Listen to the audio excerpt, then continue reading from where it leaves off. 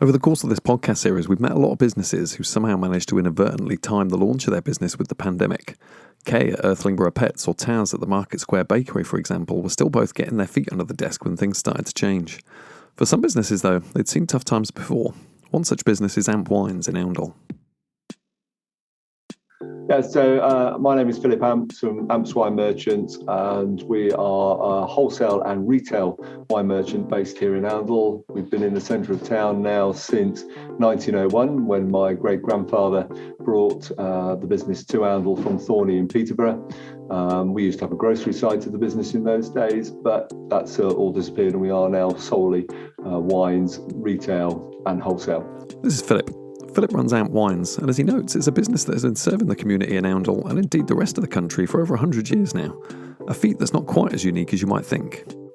Well, it isn't. It's it is quite extraordinary. The times I bump into people and find that their businesses have been going longer. I mean, we always have a bit of fun with the Cottons. The shoe shop used to be across the opposite side of the road to us. When we announced that it was our 100th birthday in 2001, and we were the oldest business in Oundle. At which point, the quiet little note came across. Well, we started in 1875.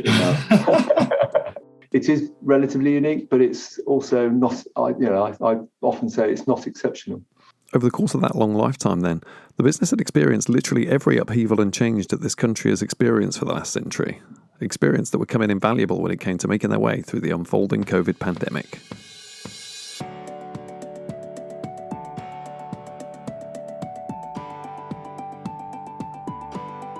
This is Recovery Through Enterprise, a podcast where we meet some of the amazing small and medium-sized businesses across the Nen Valley that call the region home. Be sure to find out more about the Recovery Through Enterprise project and the range of support and assistance available to small businesses locally by visiting our website at recoverythroughenterprise.co.uk. You can also find more information on social media. Be sure to look up our dedicated Recovery Through Enterprise pages on Facebook and LinkedIn, and be sure to subscribe to the show to make sure you don't miss out on any future episodes in the series. But for now, thanks for joining us. It's great to have you along.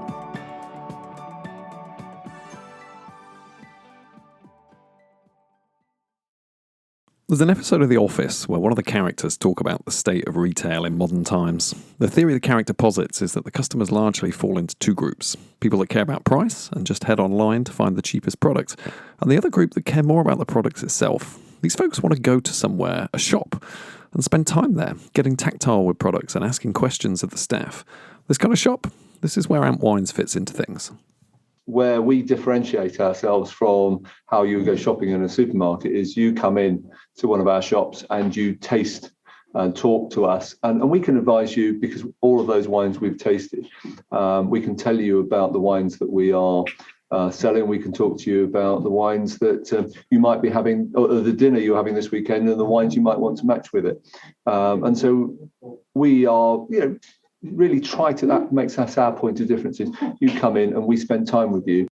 With a business model built on customer service then, any situation that prevents customers from actually being able to come and see you at the store and spend time with you is going to make things difficult. When the lockdown call came in March, Philip was taking action, furloughing some of the team, those that remained focused on clearing the orders currently on the books before the rest of the operation could be quietly wound down for a few weeks. As it was though, that didn't quite end up being as simple as expected. Yeah, I mean, in the first lockdown at the start of, because we had that sort of big gulp moment when we thought we were going to have to shut completely, and so we on the Monday night we shut down because Boris asked us all to go home, and then we discovered that we were on the full the essentials list. And so I phoned round because at that point we'd had the panic buying, and we had about 100 orders sitting in the system that we needed to get sorted out. So I just phoned through a number of the staff and said, look, do you want to come in? Let's get these orders completed. Let's get them out. We'll work safely. We'll do it all behind closed doors. It'll be delivery only, no collection, etc. So clear the order book they did, diligently working hard to ship all of the orders before retiring to bed, only to wake up literally the next day to something of a surprise.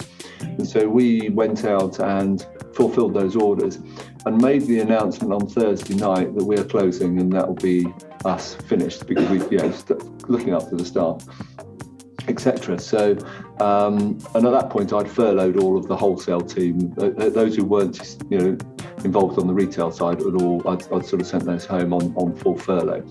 And so on that Thursday night, we told that we were closing, and we had 150 orders come in overnight, ready, and we thought, well, let's carry on, let's complete these orders. And so we closed 3 times, and each time we said we were going to close, the orders carried on flooding. It's like the proverbial closing down sale. As it was, this period through the summer of 2020 ended up being some of the busiest months the team could recall. The hard work was worth it though. While other bigger companies struggled to keep up with demand from their customers, the AMP team were able to meet that demand, helping them pick up new customers along the way. The summer was the hardest work that we've done in ages, because it was long days, always under pressure, because there was orders piling in the whole time. It really was. We were extremely busy. A lot of the supermarkets ran out of wine, and people kept phoning us up. I place you an order? When can I have it? Well, you can have it this afternoon because we're coming your direction in one of the vans. Well, I can have it today, and all of the order. Well, I've had my order in with Waitrose for 3 weeks and not seen anything. Sure. So we picked up a lot of new customers from it. As an exceptionally busy summer drew to a close then, Philip, who was looking at another set of national restrictions that were about to impact his wholesale business, started to think of other ways to deliver their wine tasting experiences, which Philip mentioned earlier was such an important part of the business, and changing them to a more online experience. We're now doing lots of tastings online, which is sort of helping. We've had to go to Zoom for our sort of tastings where normally we'd have 40 people sitting in the shop with us. We can now do that. It's worth noting, though, that while the rest of the country spent a lot of time in 2020 starting to use technology to do their work for the first time, AMP Wines and the team had actually been doing these kind of virtual events for a while now. If we go back 10 years ago, we introduced winemakers travelling from New Zealand and Australia. For them to come over to the UK, it was a sort of £6,000 or £7,000 flight, plus accommodation and so forth. So they would have their 2 weeks here in the UK, and if we got them at the end of the 2 weeks, they were utterly exhausted because they'd be doing tastings at lunchtime, tastings in the evening. And we would end up with people really tired because they had to make sure that every minute of their day was out selling their wines. Sure. So we'd started doing winemaker tastings via Skype. So people would come in and literally Zoom, Skype in, and we would talk to the producer, and they would be turning around and saying, and these are the Chardonnay vineyards that we're just with the wines that you've got in your glass at the moment. And they're 10, 15,000 miles away, and we're here in the UK. So we had done that, but now we've turned it around and we're doing them weekly because you can't go to restaurants. So yes, it was an adaptation, but it is something that we're starting to introduce just because cost of the travel for these guys to have the actual winemaker. So what started out as a practicality measure for the guys a few years back actually ended up being the perfect training ground for the team, enabling them to very easily pivot to an online model and deliver these virtual wine tasting sessions at home for customers instead.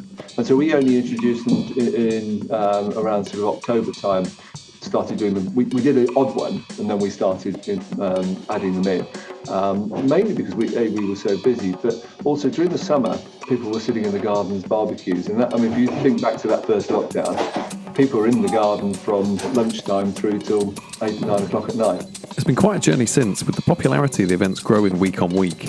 And as for those unique experiences we talked about earlier on, there's certainly been a few of those along the way as well. We've done them. We've had people who've sat down to the wine tasting with their microphones turned off, but they've been having 3-course meals, full, proper sit down, jacket and tie on, and they're making the most of it. Right through to, we had one family who were all sat in their jacuzzi outside, joining in the tasting from the jacuzzi, that has been our highlight, the hot tub wine tasting that they had. The last 12 months then have been another unforgettable chapter in the life of AMP's Wines. And when we chat in February of 2021, the snow on the ground might make it a little chilly for a hot tub wine tasting, but it did seem like a good time to ask Phil how he reflected on the last year in the grand scheme of things and his outlook for the year ahead. And tell me, obviously, you guys have now, over the space of 120 years, you've seen, 2 world wars, you've seen us into Europe, out of Europe.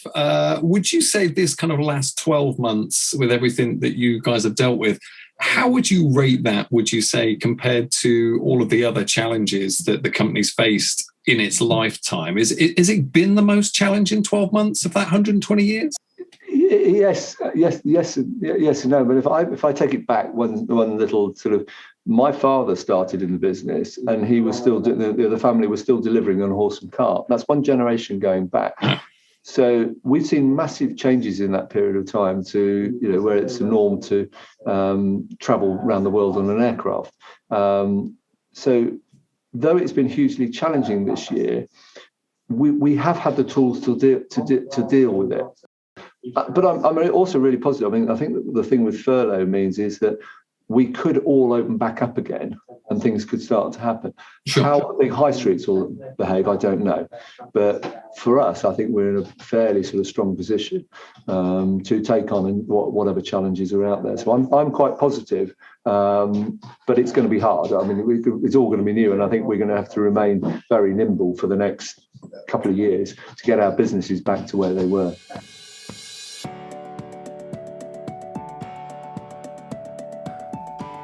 I'm going to get super lofty for today's famous quote. Heraclitus said that there is nothing permanent except change. And the Amp Wines teams know this better than anyone over the course of the last century, always needing to adapt and be nimble and keep one eye on the road ahead. If you want to find out more, or maybe fancy a hot tub wine tasting of your own, be sure to look them up online, ampswinemerchants.co.uk. In the meantime, you can find out more information on the Recovery Through Enterprise project and the range of support and assistance available to small and medium-sized businesses across the East Northamptonshire region by visiting our website at recoverythroughenterprise.co.uk. You can also connect with us on social media by visiting our dedicated pages on Facebook and LinkedIn, and we'd invite you all to subscribe to the podcast and make sure you don't miss out on any future episodes. In the meantime, thanks for joining us. It was great to have you along.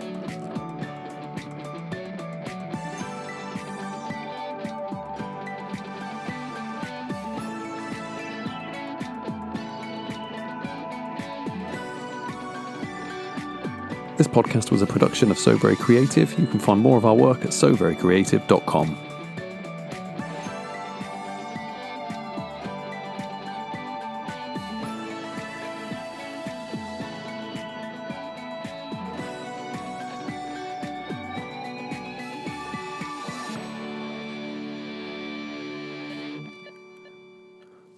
Next time on Recovery Through Enterprise. In a way, we're well set up for dealing with risk. Obviously, any water sport, there's an element of risk that we have to be well prepared for and well risk assessed. So we've got the people in place, our tech advisor and what have you, in place to come and do these things with us. But yes, the guidelines have meant we've had to redraw all of our procedures, really. While a normal risk assessment might cover a slip or a capsized canoe, 2020 looked a little different for the team at Canoe 2. Find out more next time.